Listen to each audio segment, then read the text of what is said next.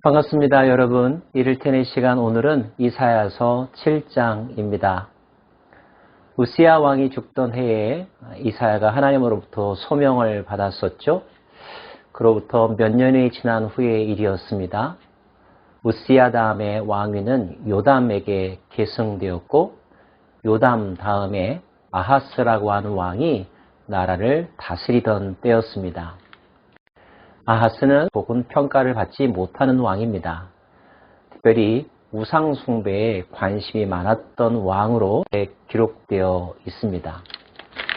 아하스가 통치하던 시기에 나라에 큰 위험이 닥쳤습니다. 그것은 바로 위에 있었던 북이스라엘이 그 옆에 있었던 아람이라고 하는 군대와 서로 동맹을 맺고 예루살렘, 즉 남유다를 침공한 일이었습니다. 쉽게 비유한다면 남한을 북한과 중국이 동맹을 맺어서 침략했다. 한번 이렇게 그림을 그려보시면 어떨까요? 두 나라가 연합하여서 남유다를 침공하였으므로 남유다의 백성들은 불안했을 것입니다. 사회는 혼란스러웠죠. 전쟁 위기에 관한 뉴스가 나오면 사재기를 한다든지 또 다른 나라로 가는 사람들, 그런 모습들이 뉴스에도 나오지 않습니까?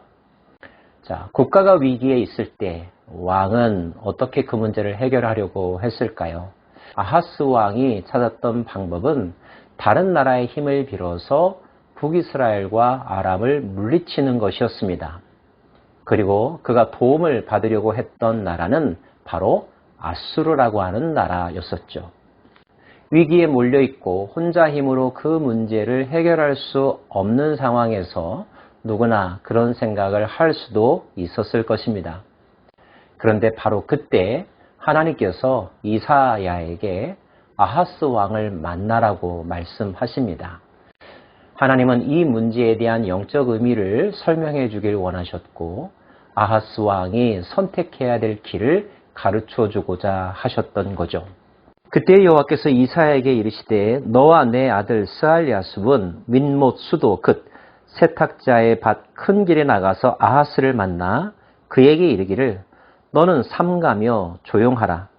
르신과 아람과 르마얄라의 아들이 심히 노할지라도 이들은 연기나는 두 부직갱이 그루터기에 불과하니 두려워하지 말며 낙심하지 말라. 아람과 에브라임과 르말라의 아들이 악한 꾀로 너를 대적하여 이르기를 우리가 올라가 유다를 쳐서 그것을 쓰러뜨리고 우리를 위하여 그것을 무너뜨리고 다보엘의 아들을 그 중에 세워 왕으로 삼자 하였으나 주 여호와의 말씀이 그 일은 서지 못하며 이루어지지 못하리라.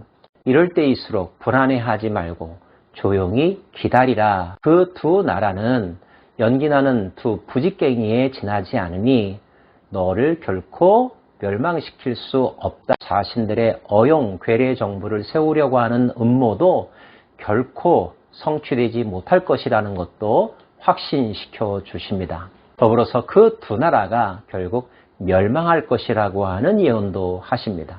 요약하면 하나님은 다른 나라의 힘을 빌려서 이 문제를 해결하려고 하지 말아라. 내가 지켜줄 것이니 너는 두려워하지 말고 잠잠히 나의 구원을 바라보라. 이렇게 말씀하신 것입니다. 이 말씀은 분명 아하스 왕에게 주시는 위로와 격려였죠. 그리고 섣부르게 오판하여 더 큰 문제를 일으켜서는 안 된다는 충고이기도 했습니다.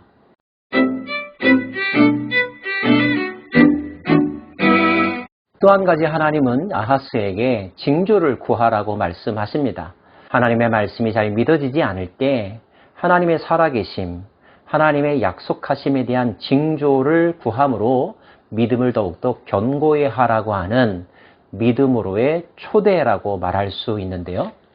그런데 이때 아하스가 보인 반응이 의아합니다. 아하스가 이르되 나는 구하지 아니하겠나이다. 나는 여호와를 시험하지 아니하겠나이다 한지라. 언뜻 보면 나는 하나님한테 그런 징조를 구하지 않아도 당연히 믿습니다. 이렇게 해석될 수 있을 것 같은데요. 그런 뜻이 아니라 아하스는 나는 하나님에게 듣지 않겠습니다. 나는 내 능력과 내 지식을 믿습니다. 라고 하는 교만한 마음의 표현입니다. 이사야를 통하여서 하나님께서 말씀하십니다. 이사야가 이르되 다윗의 집이여 원하건대 들을지어다. 너희가 사람을 괴롭히고서 그것을 작은 일로 여겨 또 나의 하나님을 괴롭히려 하느냐. 그러므로 주께서 친히 징조를 너희에게 주실 것이라. 보라 처녀가 잉태하여 아들을 낳을 것이요 그의 이름을 임마누엘이라 하리라. 그가 악을 버리며 선을 택할 줄을 알 때가 되면 엉긴 젖과 꿀을 먹을 것이라. 대저 이 아이가 악을 버리며 선을 택할 줄 알기 전에 내가 미워하는 두 왕의 땅이 황폐하게 되리라. 너가 하나님의 마음을 아프게 하는구나. 그렇다면 하나님께서 친히 징조를 보여주실 것이다. 만약에 처녀가 아들을 낳는 일이 생기면 그것은 임마누엘의 증거이다. 하나님께서 너희와 함께 하심에 대한 증거라는 사실을 잊지 말아라. 그러므로 너는 혼자가 아니며 하나님이 이 땅을 지켜주실 것이니 불안해하지 말고 사람을 의지하지 말고 오판하지 말고 전적으로 하나님을 신뢰하며 하나님의 방법을 따르라고 말씀하신 것입니다. 더불어 앞으로 북이스라엘과 아람이 멸망할 것은 물론이거니와 유다에 임할 심판에 대해서도 예언하십니다. 여호와께서 에브라임이 유다를 떠날 때부터 당하여 보지 못한 날을 너와 내 백성과 내 아버지 집에 임하게 하시리니 곧 아수르 왕이 오는 날이니라. 그날에는 여호와께서 애굽 하수에서 먼 곳의 파리와 아수르 땅의 벌을 부르시리니 다 와서 거친 골짜기와 바위 틈과 가시나무 울타리와 모든 초장에 앉으리라. 그날에는 주께서 하수 저쪽에서 세내온 삭도 곧 아수르 왕으로 내 백성의 머리털과 발털을 미실 것이요 수염도 깎으시리라. 지금 예루살렘을 침략하려고 하는 북이스라엘과 아람은 너가 아수르에게 도움을 요청하지 않는다 할지라도 아수르에 의해서 망하게 될 것이다. 그런데 그것으로 다가 아니라 그 아수르가 유다까지도 침략하게 될 것이다. 그래서 이 땅이 황폐하게 될 것이다. 예언하고 계십니다. 만약에 아하스가 아수르의 도움을 의지하여 쳐들어오는 두 연합국을 상대하려고 한다면 도움을 얻은 것만큼 그 아수르 왕에게 대가를 치루어야 했을 것입니다. 대가 없이 무조건적으로 지원해주는 국가는 없으니까요. 그런데 단지 그것으로만 끝날까요? 도와준 그 나라는 이런저런 명목을 내세워서 더 많은 것을 빼앗아 가려고 합니다. 결국 아수르는 하나님께서 말씀하신 대로 남유다까지 침략하여 정복하려고 하죠. 그렇다면 이 예언을 통하여서 아하스와 남유다 백성들에게 주시는 하나님의 메시지는 무엇일까요? 사람을 의지하여 방백을 의지하여 너의 위기를 해결하려고 하지 말아라. 너는 오직 하나님을 의지하여라. 하나님께서 주시는 지혜와 능력으로 그 위기를 극복하여라. 그것이 진정한 문제 해결이며 마지막 순간에 승리하는 것이다. 그렇지 않다면 너는 환난을 겪게 될 것이고 연단받게 될 것이고 모든 것들이 황폐화될 때까지 빼앗기게 될 것이다. 결국 마지막에 구루터기와 같은 존재만 남게 될 것이다.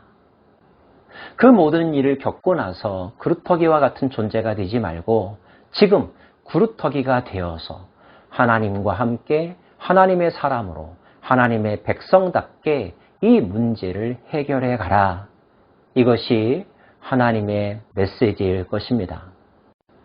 사랑하는 여러분, 하나님이 우리와 함께 계시다는 사실을 관념적으로가 아니라 실제 모든 삶에서 적용하며 그 뜻대로 움직인다면 우리는 끝까지 살아남을 수 있을 뿐만 아니라 정금과 같은 사람, 그런 민족이 될 것입니다.